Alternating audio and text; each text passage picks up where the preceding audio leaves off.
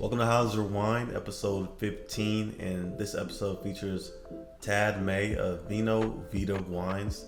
He describes his experience going to a foreign country and really finding that connection, not only with wine, but with a religious sense as well, that helped create this brand of his, and how he's used that to fuel his passion for wine. So stay tuned. It's a very interesting conversation, and really looking forward to what you guys have to think about Tad and his adventures.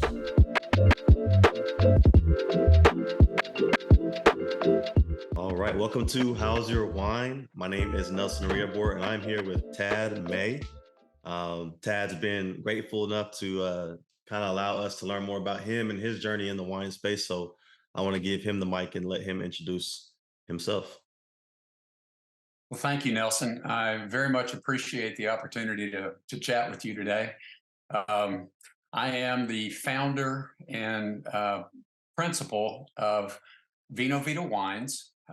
We are a faith-based wine distributor and direct-to-consumer seller of fine wines.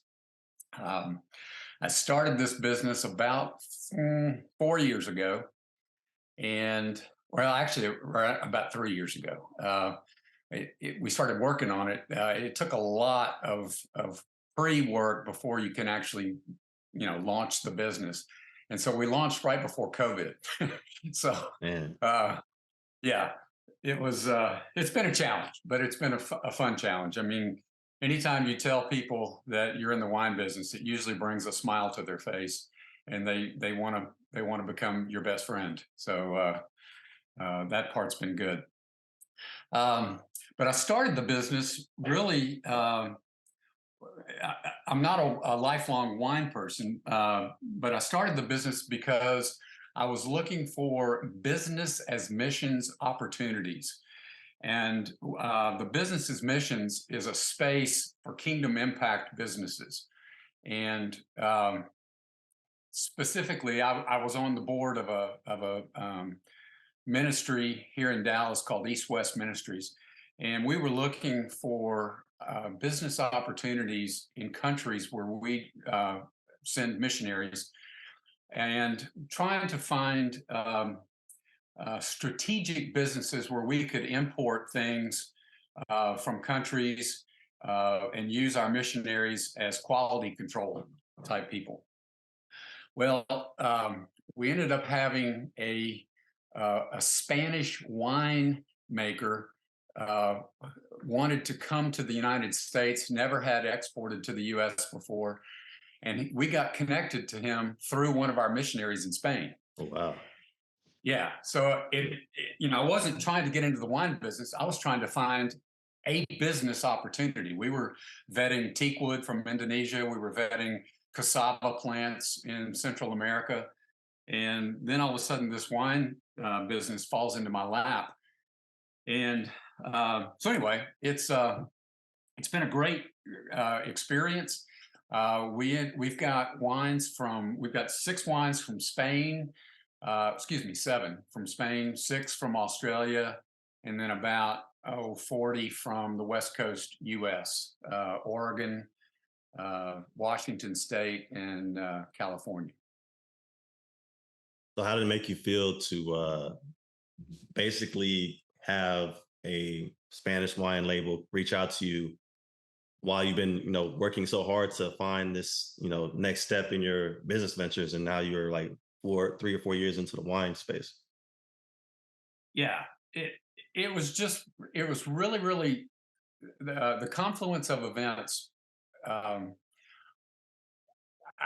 tell people it was a God thing, because I wasn't trying to become a wine person.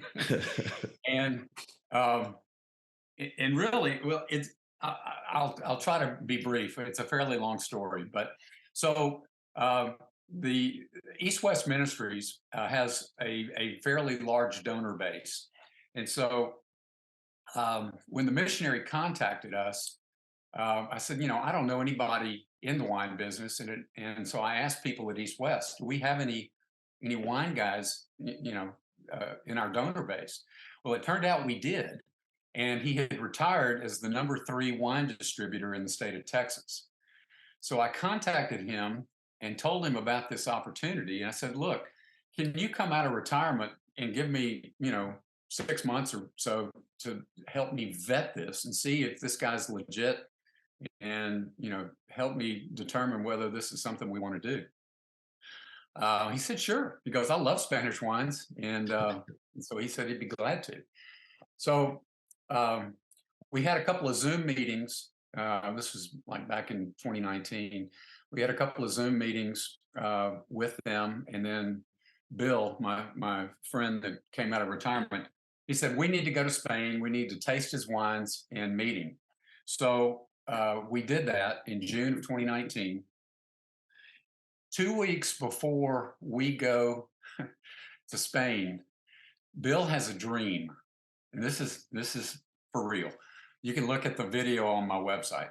Um, he has a dream, and he's standing in a vineyard with Santiago, the Spanish winemaker. And God tells Bill, he goes, I want you to tell Santi that being a Christian is like an old vine being grafted into a new vine. We're grafted into Jesus and we're made new and we bear fruit.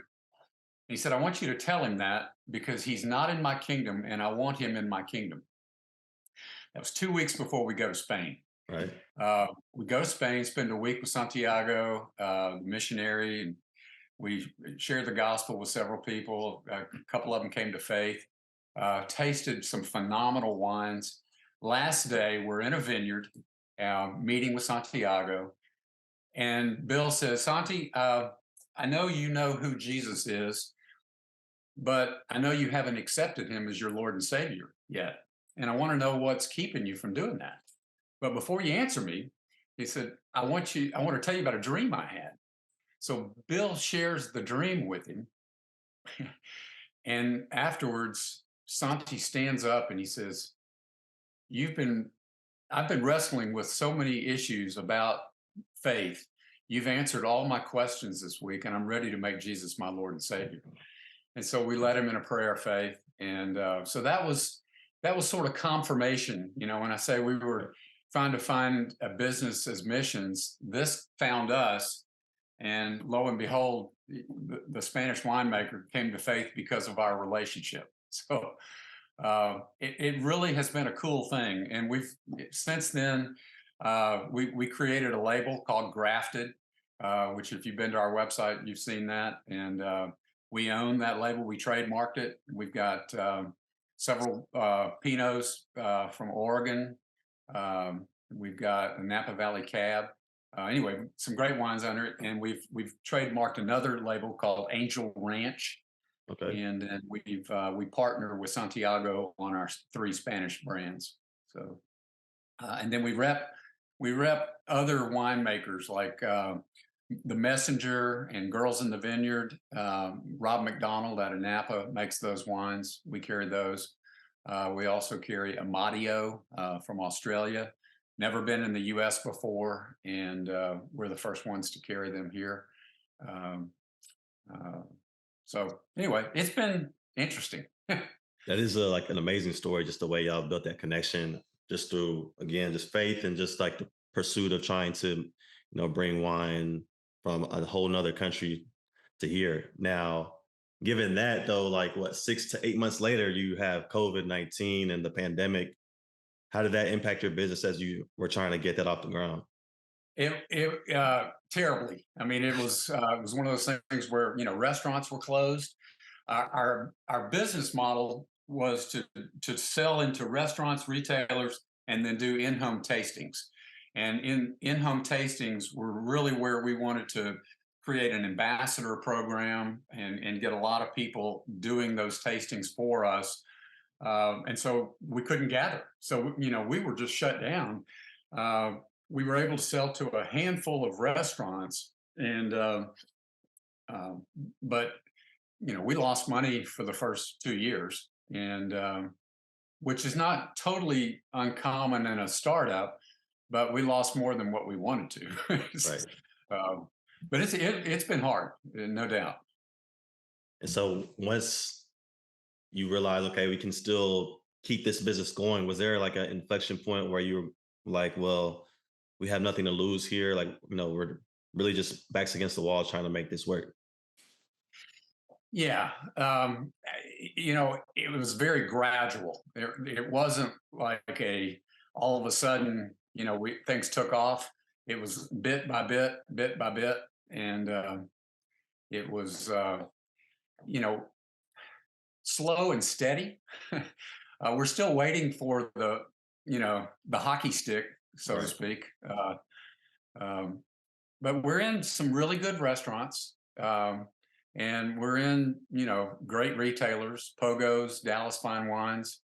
So people like our wines. We just have to get a broader uh, reach, really. Because it's hard to sell wines when people have never heard of them. Yeah. It's cool. They're unique and they're exclusive. Our own brands, you can't find them anywhere else. But that also works against you when you're competing with all these well-known brands out in the marketplace. So once they try our wines, they become repeat customers, and we validated that we've been able to curate a very good portfolio. And you guys pretty much have your wines here in the Dallas Fort Worth like restaurants, or are they like spread out anywhere outside of DFW? No, right now it's just DFW, Gotcha. but we do plan to expand into the Houston market and Austin and San Antonio later this year. That's Um, exciting. you know, the distribution part is a little bit difficult because we're going to have warehouses down there, and it's pretty expensive because we've got a warehouse here in Arlington, and so right now we're in probably 60 restaurants in DFW and probably 6 or 7 retailers. Yeah. Where are And some then of we sell on our those website. on the website too? So, yeah, Where can people specifically, like, can you name like some of the restaurants? Because we know in sure. Dallas is a huge foodie community, right? Yeah. So Rex's Seafood on Northwest Highway, Sevy's Grill on Preston, Cafe Pacific in Highland Park Village, um, Waters and Bonnell's in Fort Worth, um, Magnolia Wine Bar in Fort Worth, Okay. Yeah. Yeah. uh, Winslow's in Fort Worth, 60 Vines in Plano, um, Corner Wines in Plano, um, Chamberlain's Steak and Fish, You got Wyo Ranch Steakhouse. So that's a handful. you got a good range around the city, basically around the Yeah, metroplex. we do. We do. And, we felt very fortunate to get into Pogo's and Dallas Fine Wines because those guys, they don't carry just any wine. We're not in the big box. We're not in Total and Specs. And, we've debated about trying to do that. We might try to take some of our portfolio there, but for now, we're not doing that. Understandable. So, what would you recommend for people who are looking to get into maybe the distribution side of the wine space? I'd say don't do it. It's really, really competitive. And really, um, Bill, he was a distributor for 40 some odd years. And he told me, he said, if we were just going to be a traditional distributor, he was going to recommend that we don't do it.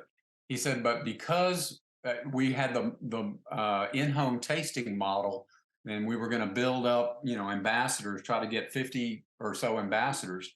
Mhm. He felt like that would be, kind of a 1-2, and that they could feed off of each other. Um, and we've yet to really hire any ambassadors.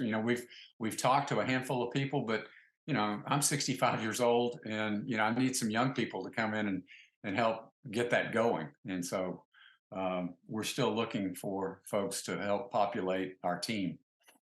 And you are looking to really dominate the Dallas Fort Worth area with the ambassadors, or have you thought about going outside of that? Yeah, we really want to get it working well here, Right. but if someone came to us in Houston that was a real go-getter and was the right person that is networked with with a lot of people, I wouldn't be opposed to going there earlier. Right. But we kind of thought we would do it here. Part of it is East West Ministries. If you were to go to East West, their website, they're the reason why I'm doing this, because I love sharing the gospel with people, and I've taken mission trips through East West for about 20 years, and so they've got a huge following here in Dallas, and so there's a lot of good name recognition. Um, so that's helpful as a wine startup. Yeah. Whereas in Houston, I may not have that. I don't have the name recognition to tie it to.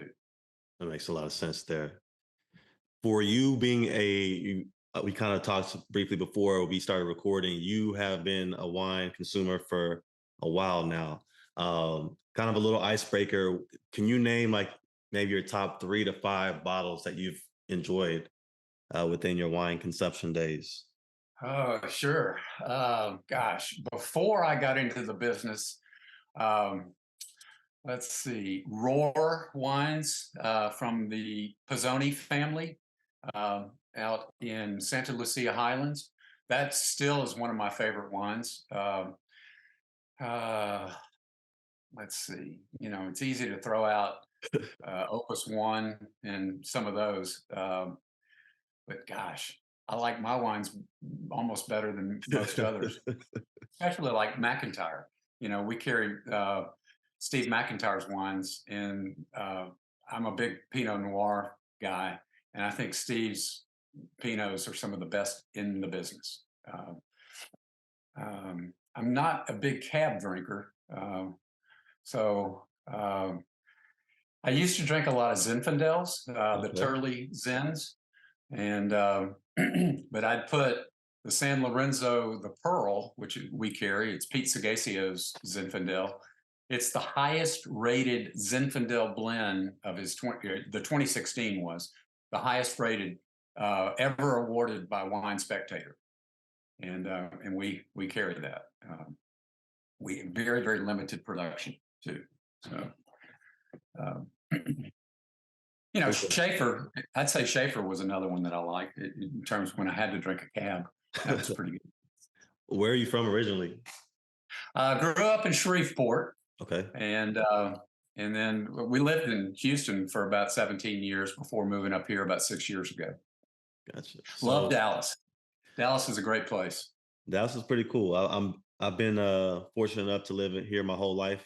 Parents kind of grew up here, and for me being a Texan, native Texan, like cab has always been king, right? We've heard that saying. Yeah, So yeah. for you being kind of in the South for most of your life, why haven't you, or why aren't you as adapted to cabs as maybe other Texans or other people from the South? I'm just going to say it's my palate. It is, for some reason, I find Pinot Noir to be more interesting. Um, I mean, there's some great cabs, but um, the different styles of Pinot, like I love Oregon Pinot Noirs, but then the Monterey County in California, that style of Pinot is so different, but very complex. And I think that's one thing I really like about Pinot Noirs is it takes my palate on a journey, and Mm. it has a longer taste profile to me. Um, so that's probably why I'm not a big cab guy. Hey, again, I'm glad that I got to hear that from you because when you think about calves again, people love the red meat down here. They pair that religiously with calves, and so just to hear that from you talking about the tasting profile and the finish, the complexity of Pinots is really unique.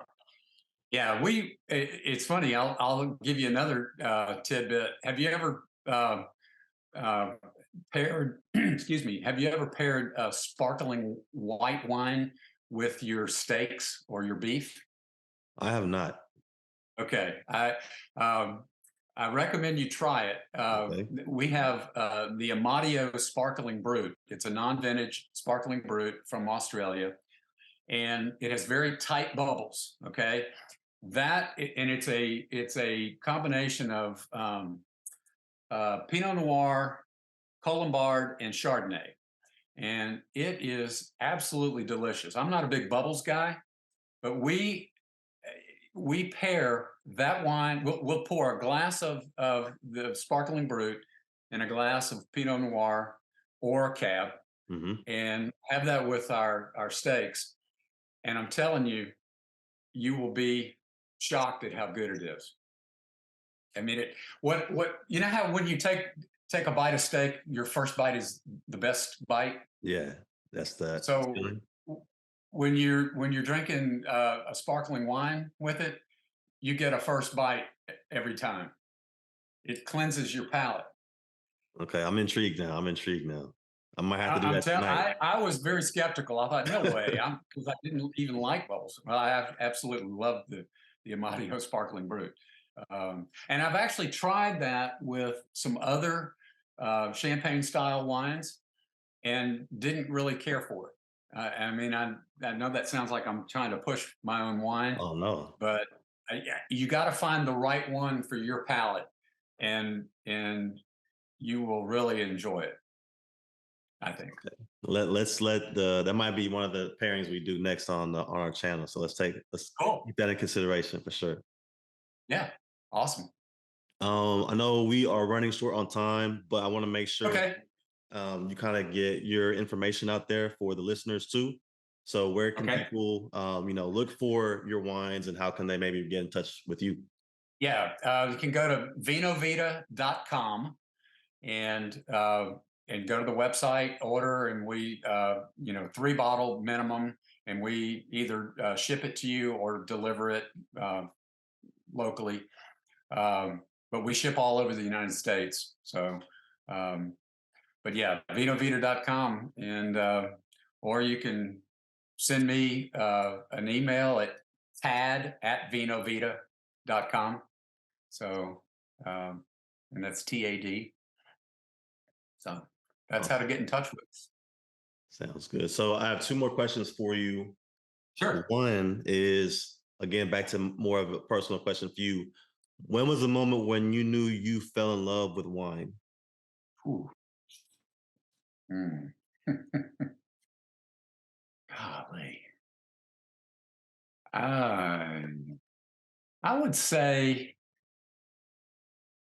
that's a hard question because I've been drinking wine since probably in my 20s, but like in college, I would mainly drink beer because I couldn't afford wine. Um, so yeah, I'd say mid to late 20s, and um, I didn't know anything about wines. I just kind of like most people, stumble into a specs or a total, and you just go, "Oh, all right, that I can afford $20, and that label looks semi decent, so I'll try it." And then I'd ask, somebody at the wine store, give me a recommendation, and they'd usually try to upsell me something. so, Yeah.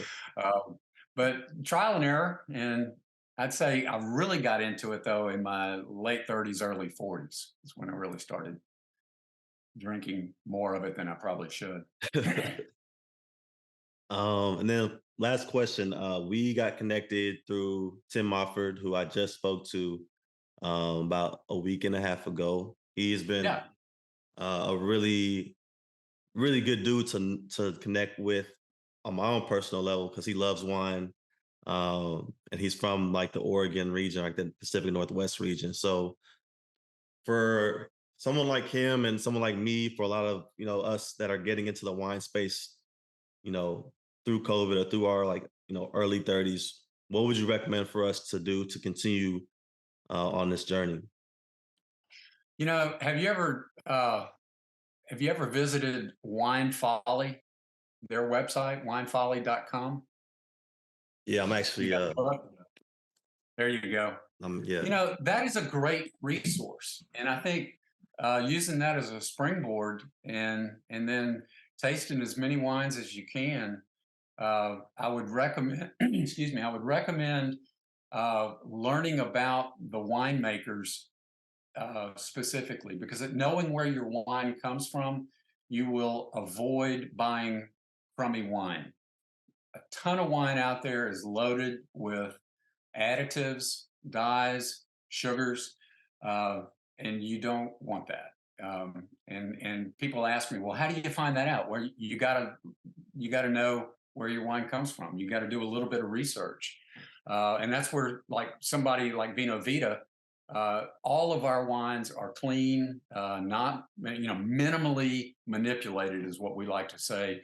They don't have extra dyes and sugars and additives, extra histamines and sulfites. So I would say taking it slow. And if you like a certain area, like if you like Oregon Pinots, like Tim does, and I do, sample 15 or 20 of those, and find the 2 or 3 that you really, really like. And definitely sample the ones from VinoVida. Yeah. Great way to end and plug them in. You won't be disappointed. Well, thanks, Tad, for connecting with us. And then if there's any other thing you want to say about VinoVida, here's the spotlight. Yeah, the last thing is we give a percentage of our profits back to ministries. So when you buy our wines, you are helping to have a kingdom impact. So that's makes us a little bit unique and a little bit different. So we appreciate the business from a financial standpoint, but we appreciate it even more that we're able to do some good for the kingdom. So. That's awesome. Well, again, we'll make sure that we link to your website in our YouTube channel once the episode's done. And obviously, they'll have a way to connect with you offline as well. Okay. Nelson, thank you so much, man. God bless you.